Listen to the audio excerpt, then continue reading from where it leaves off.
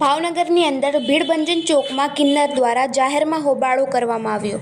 પ્રાપ્ત થતી માહિતી મુજબ ભાવનગરની અંદર આવેલ ભીડભંજન ચોકમાં ટ્રાફિક પોલીસના અધિકારીઓ તથા કર્મચારીઓ ભાવનગર શહેરમાં માર્ગ સલામતી સપ્તાહ અંગે ભીડભંજન ચોકમાં વાહન ચેકિંગ કરતા હોય તે દરમિયાન એક્સેસ ચાલક પાસેથી લાયસન્સ માંગતા તેમણે કહેલ, મારી પાસે લાયસન્સ કે કાગળો નથી।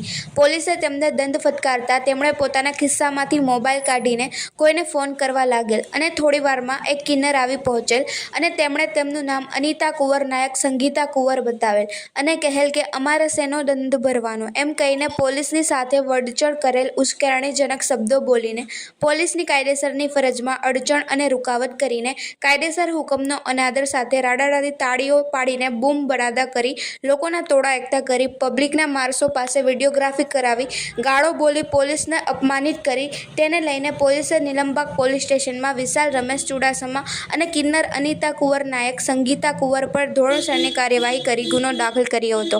સંધિ જાગૃતિ ન્યૂઝ તંત્ર જાહેદ મધરા સાથે રિપોર્ટર ઇરફાન સોલંકી, ભાવનગર। આ તો હાચું છે કહેવાનું,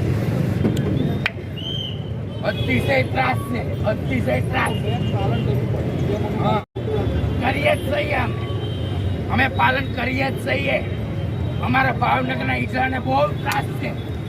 પોલીસ